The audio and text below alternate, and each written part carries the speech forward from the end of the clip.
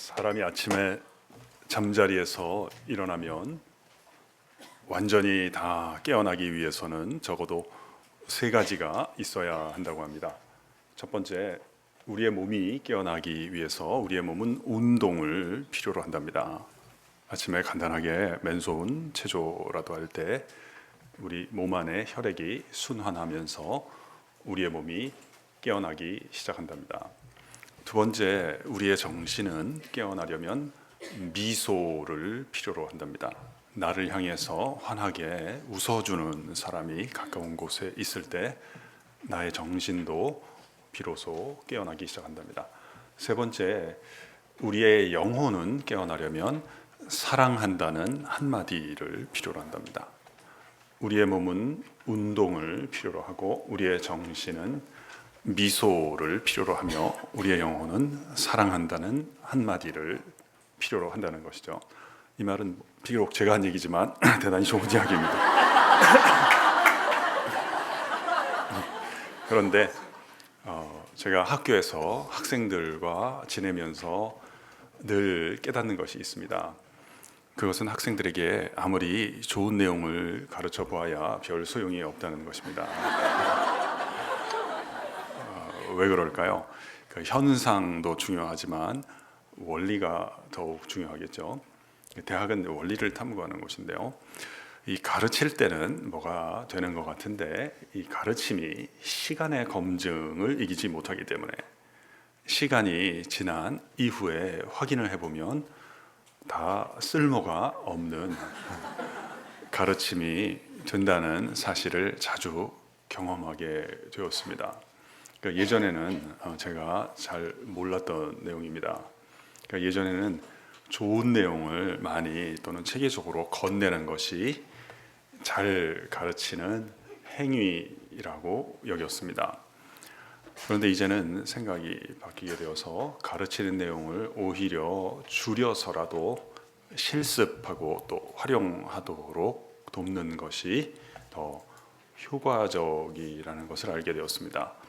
제가 정말 우리 학생들을 생각을 하면서 가르친다면 습관이 되도록 만들어 두는 것이 가장 좋은 결과를 낳는다는 것을 알게 되었습니다. 제가 굉장히 좋아하는 말이 있는데 매우 무서운 원리입니다만 우리 한번 같이 따라해 보실까요? 습관이 바뀌기 전까지는 아무것도 바뀐 것이 아닙니다. 네. 그러니까 바다 속에 보면 물고기들이 있는데요. 그 습관이 얼마나 가까운가를 제가 좀 비유로 말씀드려 보겠습니다. 물고기들이 물에 가까운 것보다는 내가 나의 습관에 더 가깝습니다. 이게 무슨 말일까요? 또 어떤 함축을 갖고 있을까요? 그러니까 서해 바다에 있는 물고기들이 열심히 또는 우리처럼 무리를 지어서 헤엄을 칩니다. 그래서 인도양을 지나가고 대서양을 거쳐서 태평양 한복판에 도달을 해도 물속에서 벗어날 수는 없는 것처럼 내가 온갖 종류의 경험을 한다 할지라도 자신의 습관에서 벗어나긴 어려운 것입니다. 그래서 습관이 바뀌기 전까지는 아무것도 바뀐 게 아니다. 이게 너무너무 중요하다는 것을 깨닫게 되었습니다. 그래서 오늘 제가 주어진 시간 동안 몇 가지 도움받은 원리를 여러분께 건네드리겠습니다만 이러한 만남이 계기가 돼서 여러분과 제 안에 우리 안에 나쁜 습관들을 제하고 좋은 습관을 더하는 계기가 되기를 바라면서 간단하게 한번 실습을 해보고 싶습니다. 원리가 중요하니까 원리부터 같이 한번 따라해 볼까요? 우리의 몸은 운동을, 우리의 정신은 미소를, 우리의 영혼은 사랑한다는 한마디를. 네, 우리 간단하게 한번 실습해 보겠습니다. 다 같이 기지개 한번 켜볼까요? 내가 닿을 수 있는 가장 높은 하늘까지 한번 쭉 뻗어보시겠습니까? 이것을 많이 하시면 키가 큽니다. 쭉 뻗어보겠습니다. 몸을 였다가 쭉 뻗어보시면 정말입니다. 당대 안 커지시면 후대라도 반드시 커질 것입니다. 쭉 뻗어보도록 하겠습니다. 잘하셨습니다. 우리 아침이라서 좀 몸이 덜 풀렸을 수 있으니까 이렇게도 한번 해볼까요? 우리 이쪽으로 방향을 드시고 앞에 있는 분 가볍게 안마를 하도록 하겠습니다. 가볍게 드리도록 하겠습니다. 앞사람 두드리면서 이야기할까요? 당신은 사랑받기 위하여 태어났어요. 당신은 사랑하기 위하여 태어났어요. 당신은 축복의 통로입니다. 당신을 만나는 사람은 형통케 될 것입니다. 이제 방향을 바꿔서 할까요? 혼자 계신 분들은 저랑 같이 맨손 체조하시고요. 역시 앞에 있는 사람에게 당신은 사랑받기 위하여 태어났어요.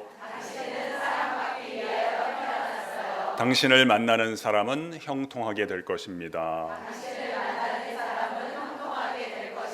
당신을 떠나는 인간은 꼭 후회할 것입니다. 아름다운 아침입니다. 잘하셨습니다. 제가 우리 학생들에게는 좋은 사람과 결혼할 것입니다. 이것도 하는데 이건 생략했습니다.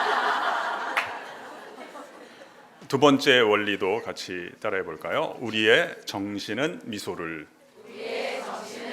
네. 우리 왼쪽 또는 오른쪽 가까이 앉은 분 한 분에게 우리 환하게 웃으면서 이렇게 인사할까요? 인사말은 다 같이 하겠습니다. 옆 사람 보고 당신의 인격이 어떠하든지 끝까지 사랑하겠습니다. 이렇게 한번 인사하겠습니다. 당신의 인격이 어떠하든지 끝까지 사랑하겠습니다. 세 번째 원리인데요. 우리의 영혼은 사랑한다는 한마디를. 우리가 배운 원리를 적용을 해볼까요? 사랑하는 것보다 더 중요한 것은 그렇죠. 좋은 습관을 갖고 사랑하는 것이죠. 어떤 습관이 사랑하는 데 있어서 좋은 습관일까요? 사랑을 하되 수명이 긴 사랑을 하는 습관을 들이는 것이 매우 중요합니다. 수명이 짧은 사랑을 하게 되면 오히려 상처가 되고 다음 기회에 사랑을 하는데 두려움이 생기는 경우가 많습니다. 사실 저는 평소에는 교회에서 이렇게 설교를 하는 사람은 아니고요. 그 학교에서 학생들 종교 수업을 담당을 하고 있습니다. 학생들이 이 채플이나 이런 기독교 개론 수업을 썩 좋아하지 않습니다. 옛날에도 싫어했는데 지금은 더 싫어하는데요. 그래서 제가 강의나 설교를 하는 것 자체를 좋아하지도 않지만 길게 하는 것을 썩 좋아하지 않습니다. 그래서 저는 학교에서는 저의 강의나 설교를 짧게 하는 것을 통해서 저의 인기를 유지하는 편입니다. 순서에 따라서 기도할 때가 가끔 있는데 저는 학교에서 기도할 때는, 교회에서는 그렇게 안 합니다만 학교에서 기도를 할 때는 기도를 매우 짧게 합니다. 그러니까 사실은 한 문장만 합니다. 왜냐하면 3분의 2 이상이 교회를 안 다니기 때문에 좀 불편해하는 것 같아서 마침표가 딱 한 번 찍히는 그런 기도만 합니다. 그리고 또 제가 기도할 때 보면 눈을 감고 있는 학생도 별로 없습니다. 제가 설교를 할 때는 눈 감은 학생들이 천지입니다. 근데 기도할 때는 오히려 눈 뜨고 있는 학생들이 많습니다. 지난번에 이렇게 기도했습니다. 하나님, 우리 학생들이 청년 시절에 즐겁고 또 재미있는 일들이 많게 하시되 수명이 긴 행복과 수명이 긴 아름다움을 누리면서 살아갈 수 있도록 하나님께서 꼭 도와주세요. 이렇게 기도를 했는데요. 학생들이 좋아하더라고요. 심지어 교회 안 다니는 학생들도 좋아하더라고요. 그래서 제가 학생들이 기독교를 이렇게 싫어하는 것은 아니구나 하는 것을 느낄 수 있었는데요. 여러분 아시다시피 성경의 핵심은 사랑, 행복, 기쁨 이런 데 있는 게 아니죠. 이런 것들은 다 좋아하는 겁니다. 제정신이라면 다 좋아하는 거죠. 근데 이제 성경에 따르면 기독교의 핵심은 수명이 긴이라고 하는 형용사에 있다는 것을 이제 자주 강조를 하죠. 사랑도 중요하지만 수명이 긴 사랑, 그냥 생명이 아니라 수명이 긴 생명, 그냥 찰나적 행복이 아니라 수명이 긴 행복에 있다는 걸 자주 강조를 하는데요. 우리가 아무튼 가족 간에건 또 교우 간에 사랑을 하건 그러니까 가족 간에 또는 교우 간에 사랑을 할 때 수명이 짧은 사랑이 아니라 수명이 긴 사랑을 할 수 있기를 바라면서 이번에는 앞자리 뒷자리 앉은 분들 한번 눈 맞추면서 이렇게 인사를 할까요? 우리 끝까지 사랑합시다. 이렇게 한번 인사할까요? 끝까지 사랑합시다.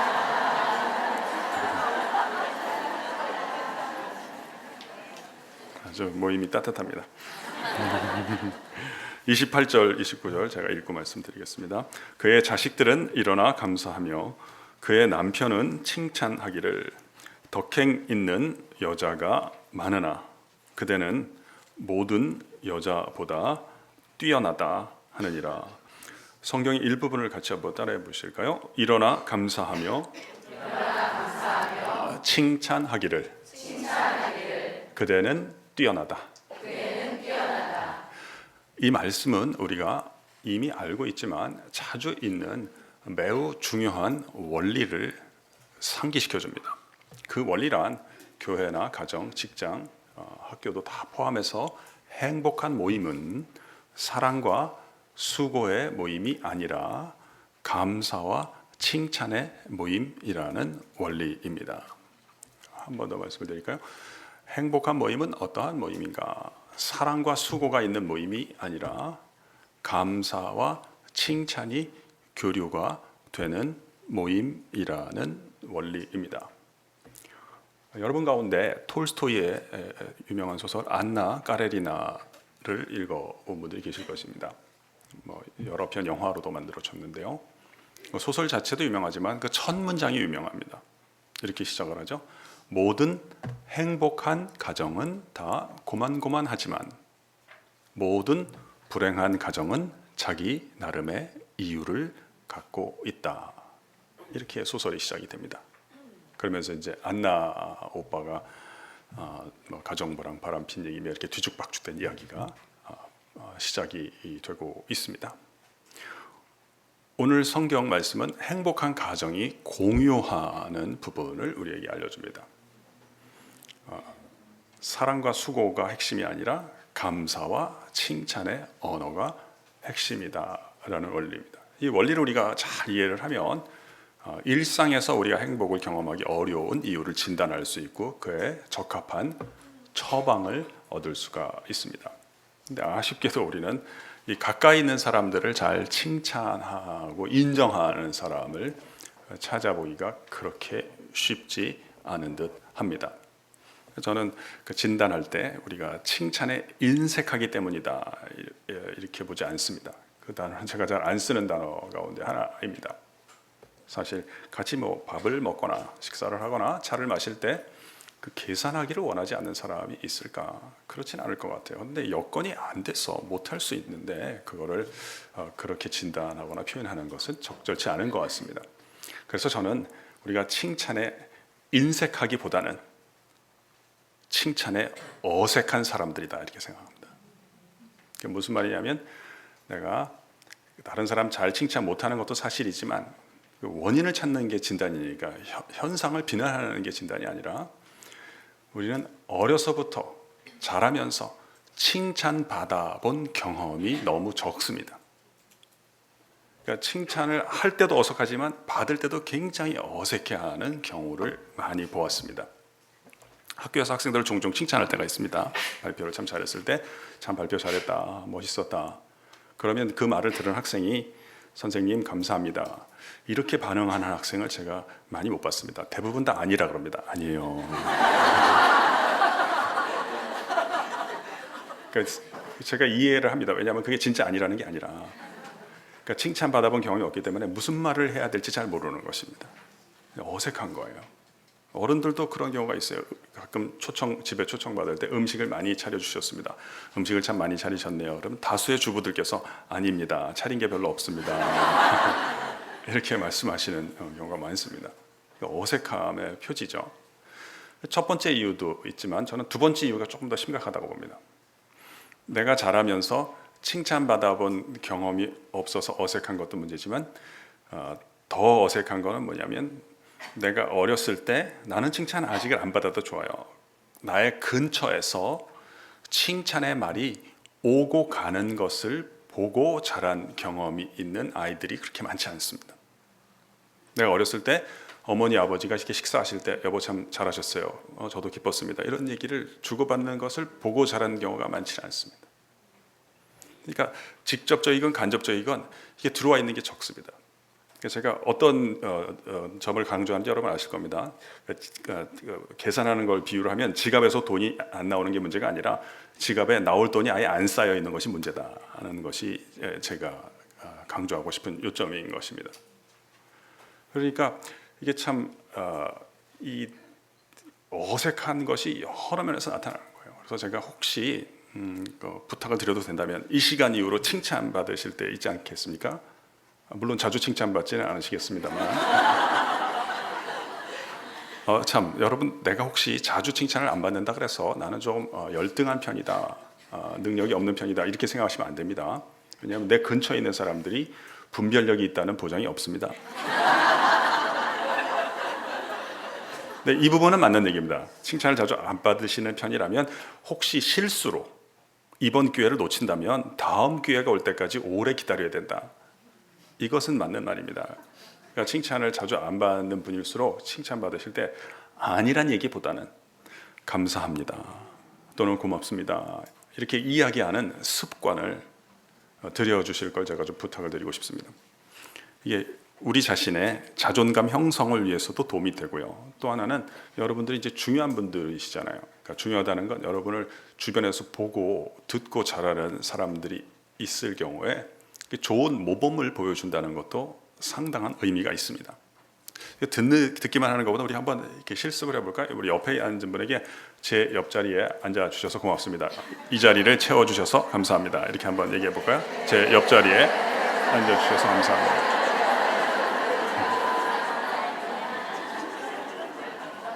잘하셨습니다. 오늘 성경의 내용을 조금 더 우리가 한번 고찰해 보겠습니다. 행복한 가정의 모습이 한 장의 그림처럼 그려지고 있는데요. 이런 말이 있어요. 때로는 한 폭의 그림, 한 장의 그림이 수천 마디 말보다 더 낫다, 이런 말이 있습니다. 이게 왜 그럴까요? 이유가 있는 거죠. 이 사람이 미성숙해질 때가 있어요. 미성숙한 사람이 따로 있을 수도 있겠습니다. 같은 사람도 미성숙한 구간을 지나갈 때가 있습니다. 그럼 어떤 특징이 나오는데요. 여러 특징이 나옵니다. 그 중에 하나가 충고를 듣는, 이 말을 흡수하는 능력이 굉장히 떨어지기 때문에 충고를 듣는 귀를 닫아두게 되고 모범을 보는 눈만 열어두게 된답니다. 그 사람이 조금 힘들고 그러면 미성숙해지면 누가 이제 뭐 배우자가 이렇게 조언을 해줄 수가 있습니다. 도움 말이죠. 그 조언을 해주면 이걸 도움이다라고 생각하지 않고 잔소리다라고 생각할 가능성이 높답니다. 그럴 경우에는 말로 접근하는 것보다는 좋은 모범을 이렇게 접촉할 수 있도록 돕는 게 더 나을 수도 있다는 건데요. 한번 보실까요? 그의 자식들은 일어나서 감사한다. 이게 이제 무리풍습하고는 좀 다릅니다만 행복한 가정의 특징인 것입니다. 그의 자녀들은 밥 먹다가 잠깐 일어나서 어머니 감사합니다 얘기한다는 것입니다. 보통 행복하지 않은 집에서는 밥 먹다가 언제 일어나나요? 기분 나쁠 때 일어나지 않습니까? 중간에 이제 안 먹는다 그러고 방에 들어가 버리고 이렇게 하는데, 이게 유대인의 풍습이니까 그러니까 존경을 표한다는 거죠. 여러분 사실 뭐 농담입니다만 제 설교나 강의는 앉아서 들으시면 안 됩니다. 성경에 이렇게 돼 있거든요. 너희는 흰 머리 앞에서 일어서며. 그러니까 자식들이 잠깐 일어나서 어머니 감사합니다 이렇게 말씀을 드리고요. 또 남편이 아내에게 말을 건넵니다. 여보, 이웃들이 다 훌륭하지만 당신이 참 뛰어납니다. 그대는 뛰어나다. 이렇게 말을 건넵니다. 여러분 이 표현 어떻게 생각하세요? 그대는 뛰어나다. 멋이 있나요? 멋이 없나요? 멋있죠? 혹시 멋있다고 느끼시면 이렇게 한번 활용해 보면 어떨까요? 여러분 가운데 여러분의 아이들을 또 이렇게 칭찬해 주고 싶을 때, 또 애들 아빠를 인정해 주고 싶은 마음이 들 때가 있을 것입니다. 그때 내가 무슨 말로 이 사람들을 칭찬해 주면 좋을까? 내 마음은 있는데 어떤 말에 담아서 이 마음을 건네주면 좋을까? 잘 생각이 안 나는 분들은 그 되지도 않는 얘기를 만들어서 하려고 하지 마세요. 대체로 보면 급조하면 사고가 납니다. 제가 조금 더 좋은 제안을 드리고 싶은데요. 칭찬하고 싶은 마음이 있고 한편으로 또 다른 한편으로 그대는 뛰어나다 이 표현이 멋지다는 생각이 드신다면, 두 가지가 동시에 일어나신다면 이러한 표현을 그대는 뛰어나다 수입해다가 활용할 것을 추천해 드리고 싶습니다.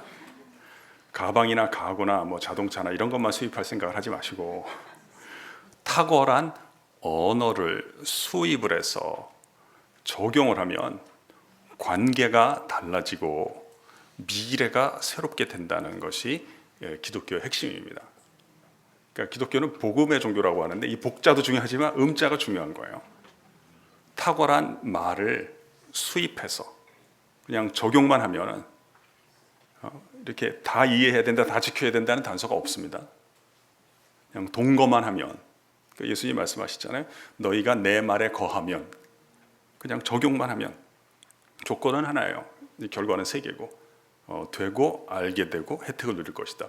내 제자가 되고 진리를 알게 될 것이고 진리가 너희를 자유롭게 할 것이다. 이렇게 얘기를 하는데요. 그러니까 탁월한 언어를 수입해서 적용하면 관계가 달라진다. 많은 관계가 달라지죠. 자신과의 관계도 달라지고 가까운 사람들과 관계도 달라지고 미래도 새롭게 된다는 것을 제시하는데요. 이것도 한번 적용을 해보겠어요. 아까 제가 옆자리에 앉은 분들에게 감사합니다 이렇게 말씀을 드렸는데, 사실 고맙다는 말은 우리가 선물을 받았을 때 주신 분에게 잘 받았습니다, 받은 것을 받았다고 이야기하는 것을 우리가 보통 감사라고 표현하는데요. 감사한다는 말을 너무 이렇게 자주 또는 이렇게 선물 받기 전에 하면 약간 또 오해 소지가 있더라고요. 왜 자꾸 고맙다 그러지? 뭐 달라 그러나 이런 오해 소지가 있으니까 조금 더 자연스럽게 한번 우리가 또 실습을 해보겠습니다. 두 분이 이렇게 짝지시고 고맙다는 얘기 먼저 하지 마시고 먼저 분이 다른 분에게 그대는 뛰어납니다 이렇게 말씀하시면 듣는 분은 아니에요 하지 말고 감사합니다 이렇게 서로 역할을 바꿔서 한번 하겠습니다. 그대는 또는 집사님 뛰어나십니다. 권사님 뛰어나십니다.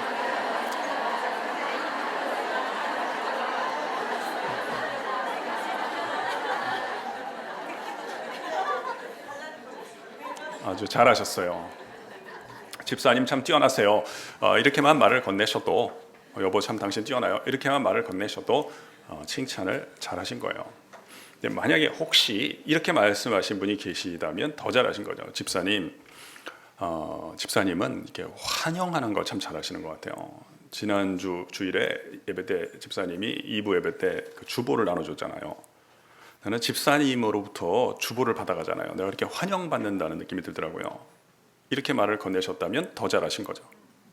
그 칭찬에 대해서 혹시 관심이 있으시면 제가 정의를 세 가지로 말씀드려 볼게요. 첫 번째, 칭찬이란 상대방이 잘한 것이 있을 때 잘한 것을 잘했다라고 말을 해주는 것입니다.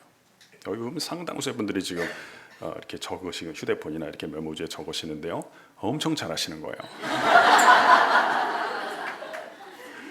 그러니까 무슨 말이냐면 잘한다는 건 혜택이 따라오는 행위라는 거죠. 저는 뭐 이 정도는 제가 통계적으로 예언이 가능한 사람인데요. 여러분 제 얘기를 그렇게 너무 열심히 계속 저만 쳐다보니까 약간 부담스럽죠. 주목해서 들어주시는 자세를 보니까 여기에 계시는 분들 앞으로 다 잘 될 것입니다만 우리 적으시는 분들께서 조금 더 일찍 잘 되실 거예요. 왜냐하면 이 기록이 이 잘하는 행위, 다시 말하면 혜택이 따라오는 행위인데 어떤 혜택이 따라오냐면 얘가 이 보존이라고 하는 혜택을 줘요. 그러니까 보존은 시간 간격을 메우는 것을 우리가 보존이라고 하는데요. 다시 말하자면 지나가서 다른 곳에 가서도 이게 남는단 말이에요. 그러니까 예를 거꾸로 얘기하면 다 이해를 해도 적지 않으면 어떻게 되나요?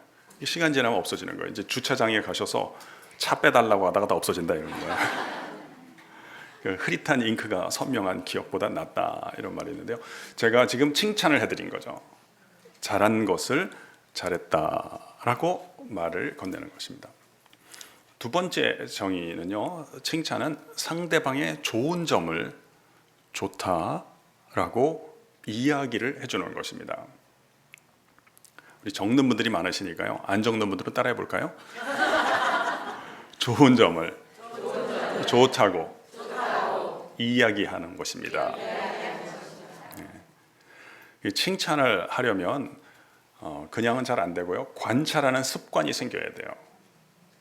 화를 내려면 관찰할 필요가 없어요. 그냥 자신의 감정에 충실하면 돼요. 너무 관찰하면 화내는 데 방해가 됩니다. 칭찬을 하려면 인생은 꼭 수학 같아서 이렇게 꼭 선수 과목, 선행 과목이 필요해요. 그거 자체는 그렇게 어렵지 않은데 그 전 단계를 안 하면 고등학교로 나가기가 굉장히 어렵습니다. 근데 칭찬을 정말 하려면 관찰하는 습관이 생겨야 됩니다.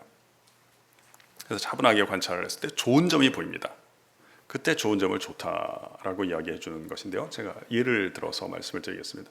그러니까 아이가 이제 게임을 하는 거예요. 한 30분 하고 끝내라 하는데 계속 하는 거예요. 뭐 속에서 열불이 납니다만 그래도 차분하게 관찰하는 거예요.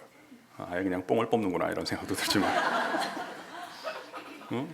1시간, 2시간 하고 그래서 넌 끝까지 가는구나 하는 생각이 들지만 또 거꾸로 생각해보면 너 중간에 포기는 하지 않는구나.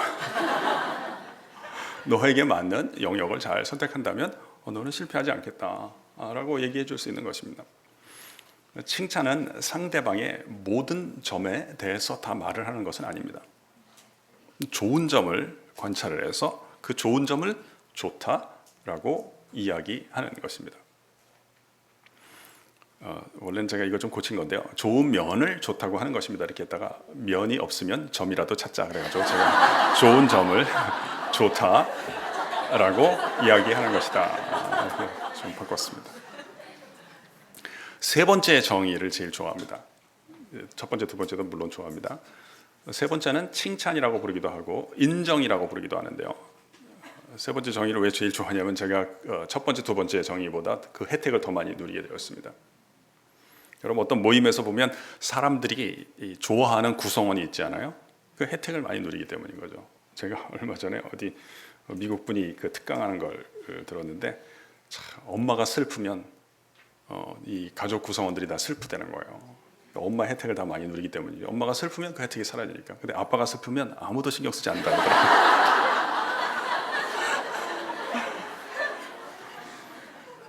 저는 세 번째 정의의 혜택을 많이 누려서 좋아하는데 세 번째는 뭐라고 우리가 정의할 수 있냐면 상대방에게 있는 것을 있다라고 언급해 주는 것을 우리가 칭찬 또는 인정해 준다 이렇게 얘기합니다. 뭐 돈이 있을 때, 지혜가 있을 때, 경험이 있을 때, 지위가 있을 때 있는 것을 있다라고 얘기하는 것입니다.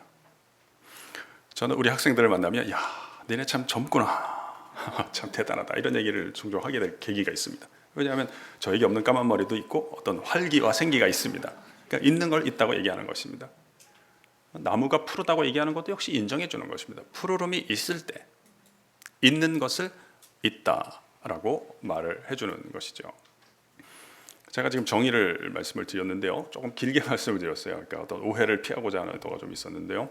어떤 오해냐면 칭찬은 무작정 잘한다 또는 좋다라고 말을 건네는 것은 아니고 반드시 사실에 기반을 두어야 하는 것임을 강조를 하고 싶었습니다. 사실에 기반을 두지 않으면 이건 칭찬이 아닙니다. 어떤 어머니는 애가 잘하지도 않았는데 뭐 잘했다 이렇게 애를 뭐 달래고 싶어서 그러시는지 몰라도 말을 건넬 수가 있겠습니다. 이건 우리의 정의에 따르면 칭찬은 아닙니다. 이것은 조작이라고 보는 것이 낫겠습니다.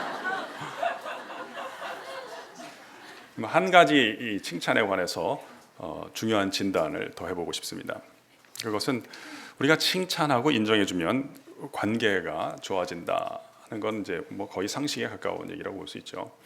그럼에도 불구하고 칭찬이 성품이 된 사람, 성품의 말 아시죠? 성품이라고 하는 건 이제 아리스토텔레스에 따르면 연장된 습관을 우리가 성품이다 이렇게 부릅니다.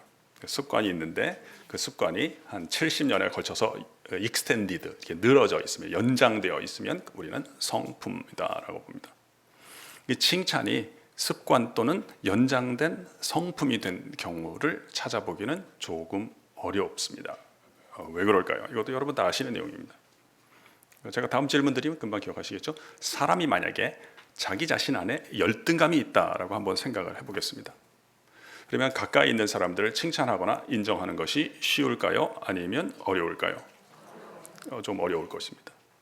그래서 이것도 뭐 상식 아닙니까? 여러분 배우자나 애들이 좀 힘겨운 기간을 지나가고 있을 때는 아무리 좋은 의도를 갖고 있어도 그 당사자 앞에서 제3자라도 칭찬하시면 안 됩니다. 굉장히 어리석은 접근을 하는 겁니다. 여보, 누구 아빠는 잘한답디다 이런 얘기 하시면 안 됩니다. 너 그 집 가서 살아라 이런 얘기 나옵니다. 그때 또 이 사람은 속이 좁은 사람이다 이렇게 생각하시면 안 됩니다. 이분이 속이 좁은 것이 아니고 잠시 부작용이 나타나고 있는 것입니다. 이것도 이제 기독교의 특징이라고 볼 수 있겠는데, 우리 기독교는 누가 뭘 잘못했다 그래서 그 사람을 정죄하지 않습니다. 또는 사회문화적으로도 어떤 문명이나 문화가 우리에게 익숙하지 않은 관행을 갖고 있다 그래서 그 문명을 저주하는 그런 접근을 취하지 않습니다. 그런 건 이제 이원론이라고 하는데, 그건 썩 좋지도 않고 지혜롭지도 않은 접근입니다. 기독교는 무엇을 문제 삼고요? 기독교는 그래도 다원주의를 주창하는 건 아닙니다. 기독교는 부작용을 문제 삼습니다. 보통 성경은 죄라고 합니다만 그냥 부작용이라고 봐도 되겠습니다. 부작용을 문제 삼아서 그 부작용이 있을 때 예수님과 연결이 되기 시작하면 부작용이 해소되는 경험을 하게 되고, 또 좀 그게 연장이 되면 다른 사람들에게 그 부작용을 해소시키는 것을 추선하게 됩니다. 더 잘 되면 내 안에 있었지만 예수 그리스도와의 연결을 통해서 나도 몰랐던 어떤 놀라운 작용들을 또 경험하게 됩니다. 그걸 보통 이제 아까 우리 윤 목사님께서는 기적이라고 표현하셨는데, 그 기적이라고 부를 수가 있습니다. 과거나 나의 환경, 배경으로 가능하지 않은 일들을 체험하기, 이런 것을 보통 성경에서 기적이라고 부릅니다. 그래서 예수님과의 연결을 통해서 내 지식이나 수련으로 어찌할 수 없었던 부작용이 해소가 되고, 내 안에 있었지만 있는 줄도 몰랐던 어떤 것들을 또 경험하게 돼서 놀라운 작용들을 증언하게 되는 게 이제 기독교라고 볼 수 있겠는데요. 오늘은 이제 주제에 따라서 제가 인간관계에 나타나는 부작용을 한번 좀 말씀을 드리겠습니다. 사람이 열등감이 있다 하면 어떤 부작용이 나타날까요? 가장 흔하게 나타나는 부작용은 사실 또는 언급을 객관적으로 받아들이는 능력이 매우 떨어지게 됩니다. 누구 잘하는 걸 본다든지 누가 잘한다는 얘기를 듣습니다. 그러면 그래? 그 사람은 어떻게 해서 그 부분을 그렇게 잘하게 됐대? 이런 말이 안 나옵니다. 대신에 이런 생각이 들 수 있습니다. 저기에 나 들으라고 저 얘기하나? 그러니까 이야기를 꺼낸 사람은 그러한 의도에서 말을 꺼낸 것이 아님에도 불구하고 듣는 사람은 자신이 알아서 상처를 받는 경우가 왕왕 있습니다. 이런 예가요, 그 생각보다 많습니다. 예를 들면 부부간에 이렇게 대화할 때도 아내가 남편에게 말을 합니다. 여보, 내가 친정에 좀 빨리 갔다 올게요. 남편이 한마디 더 합니다. 그거 또 가는가? 나도 약간 기분이 나빠지는 거예요. 여보, 당신은 내가 친정에 가는 게 그렇게 못마땅하냐? 왜 이렇게 갈 때마다 시비를 거느냐? 성을 낼 수 있습니다. 그런데 사실은 남편은 그냥 또 가느냐고 물어본 거거든요. 또 가느냐? 네, 갔다 올 일이 있어서요. 내가 어머니 이거 빨리 갖다 드리고 금방 돌아올게요. 이렇게 매듭을 지으면 끝이 나는 건데, 이런 생각이 드는 거예요. 저 인간이 내가 시댁보다 친정이 조금 더 많이 간다고 또 오늘도 시비를 건다, 이런 생각을 하니까 언짢아지는 겁니다. 근데 드물게 이런 생각도 간혹 하신대요. 내가 지난주에 몰래 갔던 걸 혹시 아나?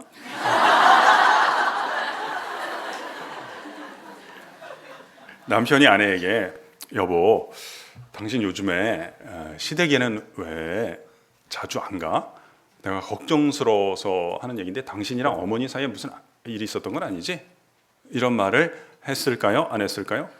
안 했거든요. 근데 나한테는 생각이 났어요. 누가 만들었을까요? 내가 만들었네. 이런 말 혹시 들어보셨는지 모르겠습니다. 인생은, 다시 말하면 인간관계와 우리의 사업들은, 인생은 사실만 잘 따라다녀도 망할 일이 없다는 것입니다. 이거 한 문장 듣고도 이해를 하시네요. 제가 느끼긴 했는데 이걸 곧바로 이해하신다는 건 매우 총명하시든지 아니면 이미 고생을 많이 해보셨다는 얘기일 수도 있는데, 그런데 이게 이제 제 요점이지 않아요? 사실을 사실로서 받아들이는 게 그렇게 쉽지 않다는 것입니다. 선수 과목이 있다 그랬죠? 칭찬은 잘하는 것을 잘한다 그러고 좋은 점을 좋다 그러는 거는데, 근데 이 있는 것을 있다, 사실을 사실로서 받아들이는 게 이게 결코 쉽지 않습니다. 아예 그냥 결론을 곧바로 말씀드리면, 건강한 자존감이 튼튼하게 누적된 사람만이 상대방을 칭찬하거나 인정하는 것이 자연스러울 수가 있다는 원리입니다. 중요한 내용이니까 제가 아예 조금 더 구체적인 이해를 한번 들어보겠습니다. 제가 이름이 필요하니까 제가 설 목사님은 이름을 아니까 창석 또 첫째 아들 이름이 어떻게 됩니까? 시온. 네, 저는 이름이 경철입니다. 경철. 그러니까 시온, 창석, 경철 이 세 개의 이름을 써서 얘기해 보겠습니다. 근데 아버지랑 아들이라서 좀 그런데 저 뒤에 계신 분, 네, 성함이 어떻게 되세요? 최창수 목사님? 네, 네. 그러면 창수, 창석 이게 또 이름이 그냥 하겠습니다. 경철이 우리 셋이 친구예요. 이런저런 얘기를 하다가 창수가 창석이를 칭찬합니다. 창석아, 너 이번에 이렇게 사업이 잘 됐다며, 참 축하한다. 너 그렇게 잘할 줄 알았어. 진짜 대단했다. 이렇게 칭찬의 말을 건넸다고 하겠습니다. 그러면 이제 초점은 경철이 얘기했는데요. 이 경철이는 창수의 칭찬에 대해서 어떻게 반응을 할까요? 그걸 한번 원리적 차원에서 살펴보도록 하겠습니다. 이게 이제 영어식 표현으로 이때 사람들이 종종 쓰는 표현이 it depends라고 하는 표현을 쓰는데 우리말로 옮기자면 경우에 따라 달라요 이런 말입니다. 두 경우만 한번 나눠서 보겠습니다. 경철이 안에 건강한 자존감이 아직 없고 약간 열등감이 있는 경우랑 그렇지 않은 경우를 나눠서 한번 보겠습니다. 창수가 창석이를 막 이렇게 칭찬을 했어요. 참, 그때 경철이는 어떻게 들을까요? 사실은 창수는 창석이 얘기만 했지 경철이 얘기는 안 했거든요. 넌 요즘 왜 소식이 없냐? 뭐 잘 안 되냐? 이런 얘기 안 했거든요. 그럼에도 불구하고 경철이는 약간 초라한 느낌을 갖습니다. 근데 창수가 칭찬을 더 해요. 그럼 또 이런 생각이 듭니다. 적당하게 하지. 더 해요. 그러면 창수의 판단력에도 의문을 제기할 수가 있습니다. 저거 잘 알지도 못하는 쓸데없는 얘기라고 앉아있네. 근데 창수는 실은 창석이를 칭찬한 다음에 경철이도 칭찬해 줄 생각이 있었습니다. 동시에 칭찬할 수는 없으니까요. 그런데 3분 뒤에 해줄 수도 있지만 석 달 뒤에 할 수도 있습니다.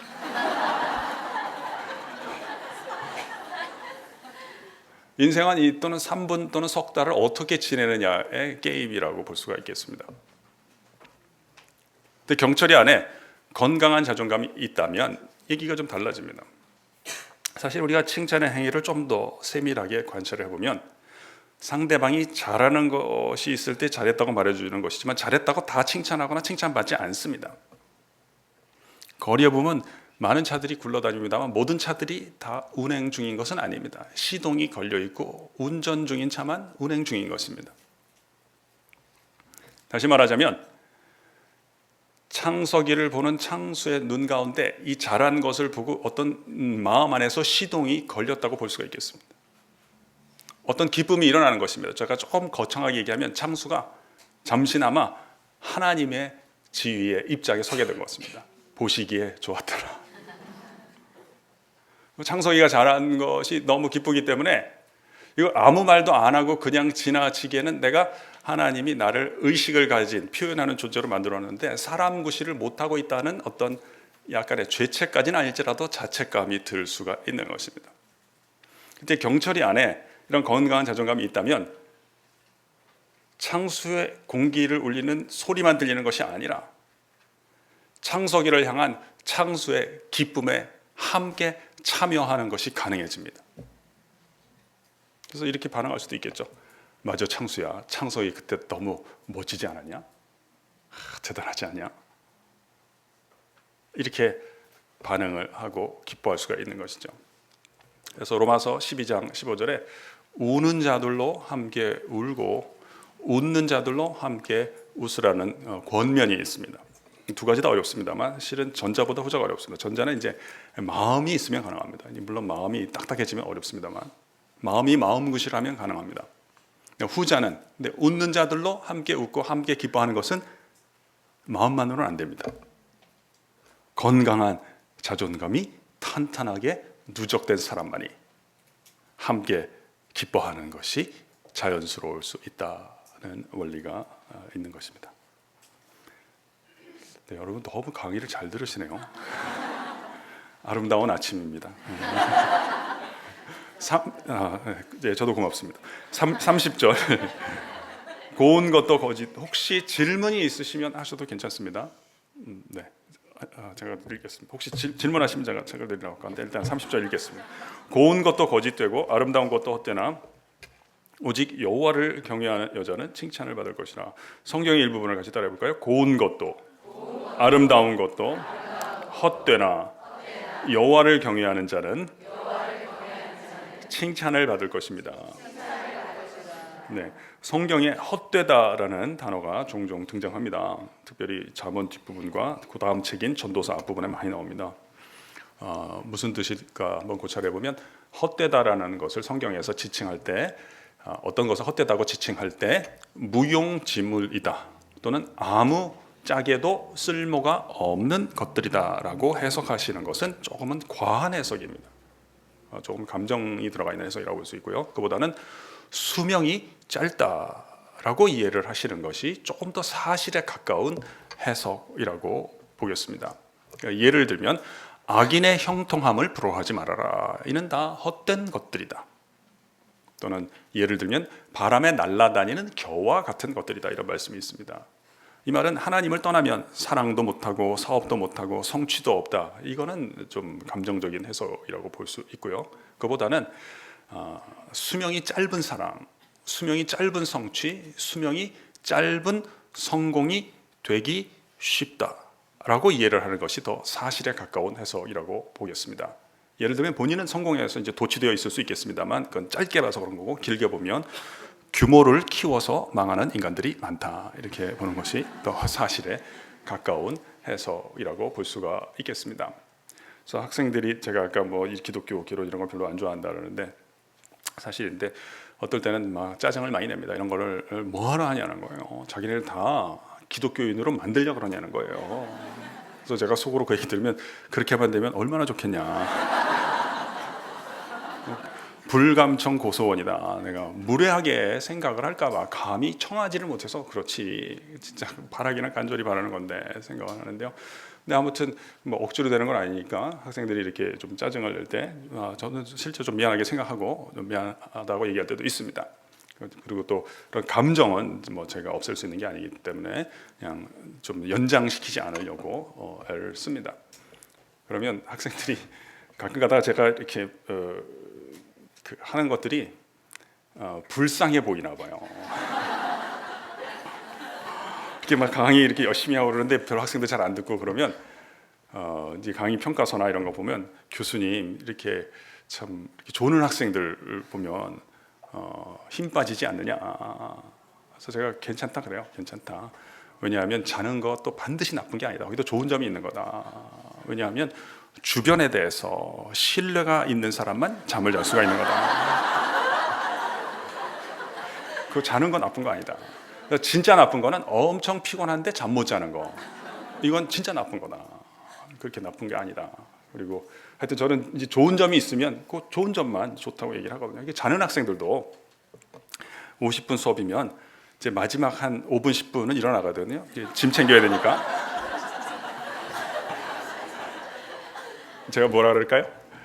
50분을 다 잘 듣는 것도 잘 듣는 거지만 마지막 10분만 잘 들어도 잘 듣는 거다. 그런 얘기 하거든요. 뭐 하여튼 그런 얘기를 해서, 하여튼 아까 윤 목사님이, 내가 누군지 잘 모르지만 하여튼 잠깐 들었는데 하여튼 공감하는 게 많았어요. 그 짧은 그 영상이지만 이게 상대방을 바꿀 수 있는 힘이 없더라고요. 저는 가끔 가다 이런데 강의 부탁받으면, 오늘 사실 무리해서 온 건데, 아침에 무리해서 온 건데, 무리해서라도 오고 싶은 이유 중에 하나가 너무 잘 들어주니까. 제 느낌이 뭔지 아세요? 평소에 모래 주머니를 달고 뛰다가 이거 벗어놓고 뛰는 듯한 느낌이에요. 그러니까 이거 그냥 아무 얘기나 막 해도 되겠다. 감사합니다. 근데 이게 헛된 거란 말이에요. 이게 이 수명이 짧은 거고, 이건 이렇게 하면 제일 나쁜 거예요, 제가.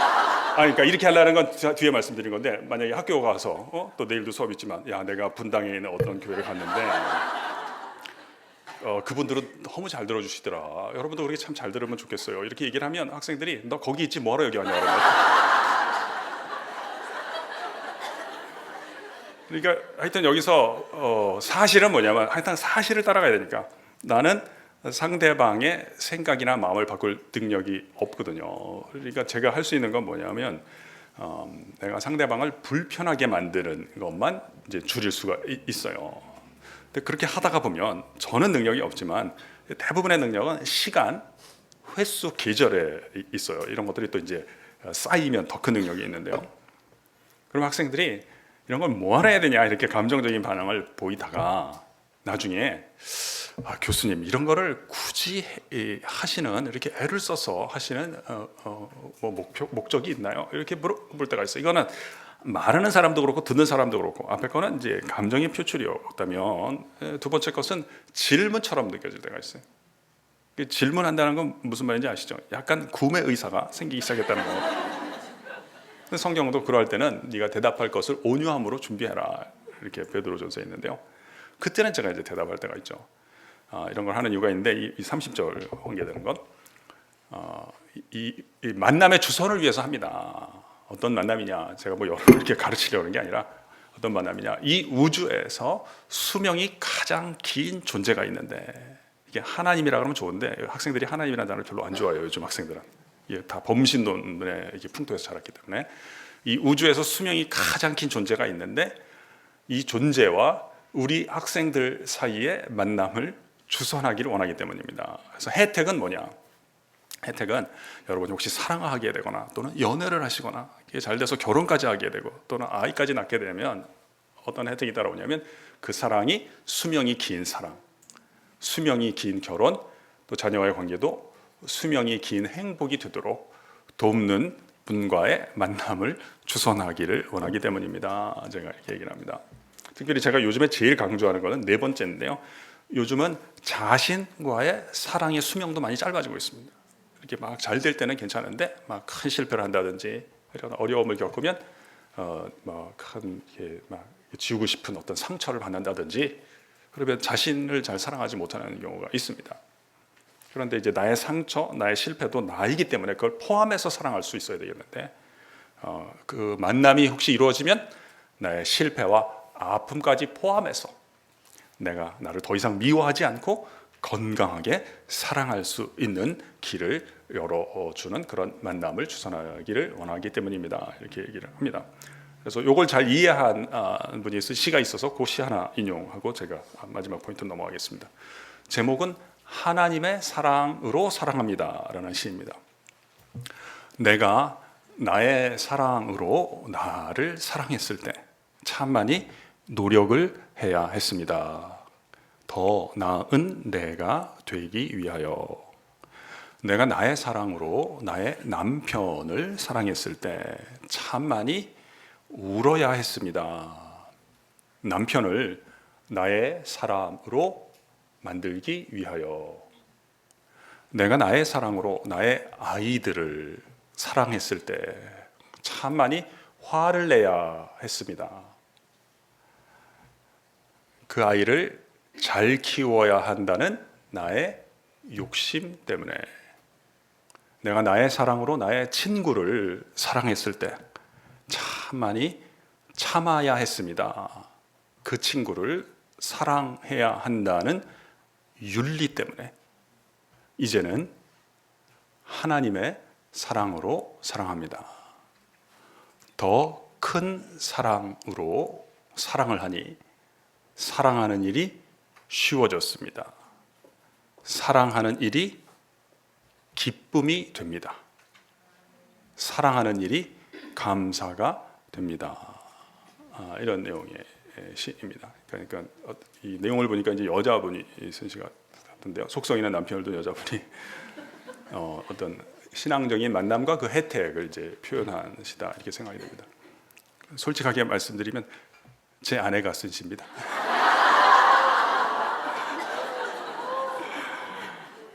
이제 31절 보겠습니다. 그 손의 열매가 그에게로 돌아갈 것이요 그 행한 일로 말미암아 성문에서 칭찬을 받으리라 말씀하십니다.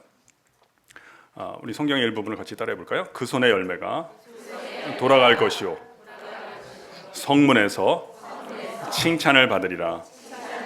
네, 30절 일부를 말씀드렸습니다만, 그러니까 이 헛되다는 게 수명이 짧다는 게 아름다움이 수명이 짧다는 뜻이 아니고 모양 가운데 깃든 아름다움은 수명이 짧다 이런 건데요.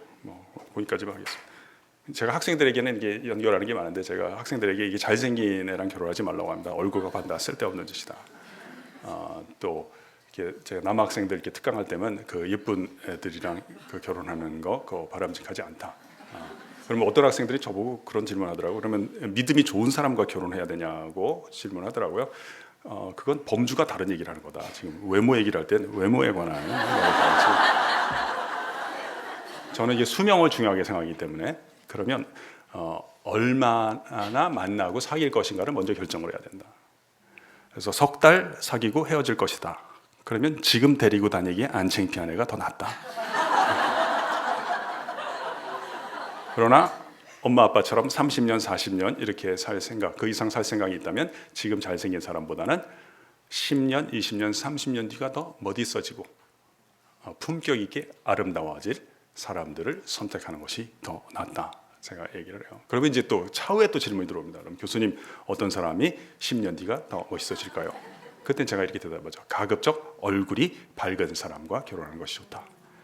얼굴이 어두운 사람은 집안 어딘가에 염려거리나 문제가 있는 사람일 가능성이 높다. 참 제 말을 오해하시면 안 됩니다. 제가 어두운 것을 문제 삼는 겁니다. 까만 것을 문제 삼는 겁니다. 근데 이제 하나님을 바라보게 되면 이런 빛이 공급이 된다. 제가 오늘 제목을 계시적 칭찬으로 붙였는데요. 칭찬의 세 가지 정의를 말씀드렸지만 저는 칭찬 자체도 세 수로 분류를 하는데요. 첫 번째는 잘못된 칭찬, 잘못 접근하는 칭찬. 그것은 조작적 칭찬이죠. 사실에 기반 두지 않은 칭찬이죠. 일시적으로 얻는 것은 환심. 그러나 오랫동안 잃어버리는 것은 신뢰. 조작적 칭찬은 안 좋은 칭찬이고요. 잘하는 칭찬은 사실적 칭찬. 그래서 잘 하려면 두 가지가 필요하다는 걸 배웠습니다. 첫째, 사실에 대해서 세밀한 관찰의 능력을 차곡차곡 쌓아야 되겠다. 두 번째, 건강한 자존감이 탄탄하게 누적이 되어야 되겠다는 것을 배웠습니다. 세 번째 칭찬이 가장 뛰어난 칭찬인데요. 탁월한 칭찬인데요. 그것은 계시적 칭찬입니다. 계시적 칭찬이란 무엇일까요? 사실적 칭찬과 대조해 보겠습니다. 사실적 칭찬이 잘한 것을 잘했다라고 말해주는 것이죠. 그러면 계시적 칭찬은 아직은 잘 못합니다. 그런데 그를 아끼고 그의 경험을 먼저 해본 사람이 그가 앞으로 잘할 것이라고 알려주어서 실제로 잘하게 되는 지경에 그 땅에 도달하게 된다면 우리는 그 칭찬을 계시적 칭찬이라고 부르도록 하겠습니다. 제가 우스갯소리 겸 예를 들어 보겠습니다. 아이가 성적표를 받아왔는데 아버지가 보니까 한심하더랍니다. 다 가예요. 가. 한 과목만 가가 아닌데 뭔가 봤더니 양이에요. 근데 이 아버지가 아이를 야단을 치지 않았고 칭찬해 주었습니다. 잘했다. 하지만 다음부터는 너무 한 과목만 집중적으로 공부하지는 말거라.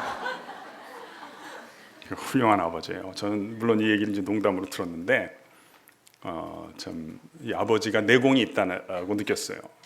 왜냐하면 제가 관찰한 건 이 아버지가 아이가 가를 받은 과목들에 대해서는 언급을 안 하시잖아요. 이게 보통 사람은 쉽지 않습니다. 어떤 아버지는 막 야단치는 거예요. 너 이 과목 과외 받을 때는 뭐 했냐? 정신 좀 차려라. 너 다음에도 성적이 엉망이면 너랑 나랑 부자 인연을 끊을 수도 있다. 다음에 성적표가 나올 때가 되었어요. 아이가 들어오니까 아빠가 물으셨겠죠. 어떻게? 이번에 성적 잘 나왔냐? 애가 자기 아버지께 뭐라 했는 줄 아세요? 이렇게 머리를 긁으면서 그러더래요. 근데 저 누구시더라? 이런 얘기 좋아하세요? 하나 더 해드릴까요? 저는 반응이 좋으면 그쪽 방향으로 가는 스타일이거든요. 제가 미국에서 공부할 때 미국 목사님으로부터 들은 얘기가 있는데요. 재밌어요. 해드릴게요. 미국 목사님께서 설교를 하셨어요. 근데 이제 교인 가운데 스미스 부인이 그렇게 칭찬을 하는 거예요. 목사님, 오늘도 제가 은혜를 많이 받았습니다. 우리 목사님께서는 우리 시대에 뛰어난 설교가 가운데 한 분이실 거예요. 이분이 안 그래도 목회를 참 잘하는 분이거든요. 그 보람을 느끼는 거예요. 행복하고 내가 우리 교우들을 위해서 너 최선을 다해야 하겠구나. 행복하게 일과를 마치고 집에 가다가 아내와 동행을 하게 되었습니다. 아내한테 들은 얘기를 해주는 거죠. 여보, 스미스 부인이 그러던데 내 설교가 좋대요. 내가 우리 시대에 뛰어난 설교가 가운데 한 사람일 거래.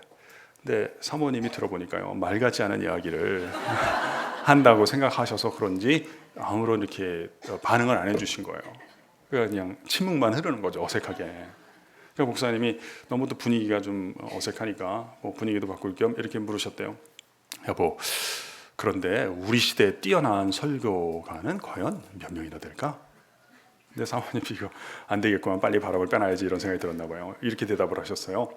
이게 참 대답이 대단한데, 이게 합리적인 사고가 익숙한 서양 여자만 할 수 있는 대답을 한 거예요. 여보, 몇 명이나 되는지 내가 잘 알지는 못하지만 당신이 지금 생각하고 있는 그 숫자보다는 하나가 적어요.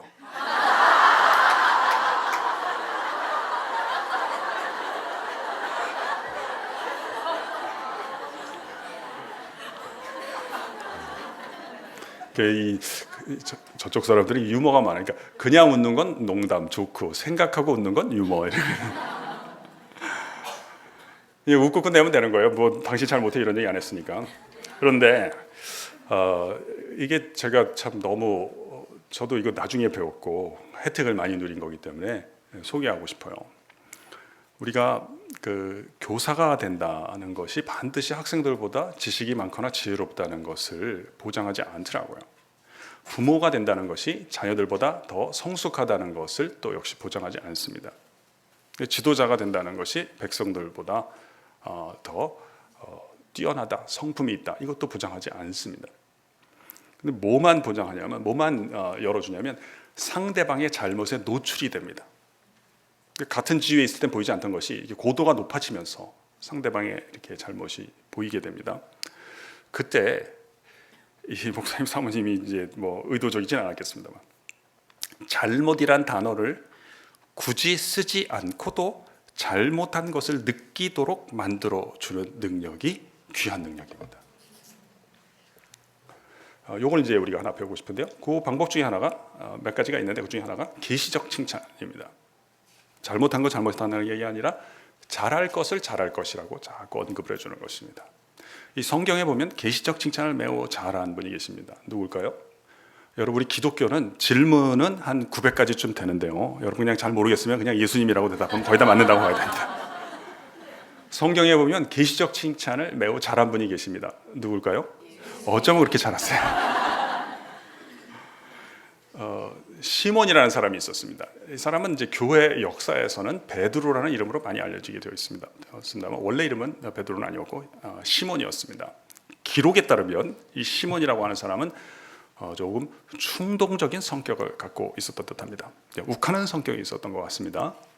그때 예수님께서 시몬아, 너 그렇게 불쑥불쑥 화를 내가지고 분위기를 갖다가 이렇게 싸하게 만들고 그래가지고 지도자의 역할을 감당할 수 있을지 내가 너무 우려스럽구나, 이렇게 말씀하지 않으셨습니다.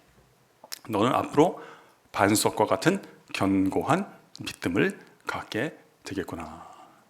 그러니까 앞으로 반석과 같은 견고한 믿음을 갖게 되겠다. 무슨 뜻일까요? 지금은 아니라는 거예요. 그러나 굳이 그 얘기를 할 필요가 없는 것입니다.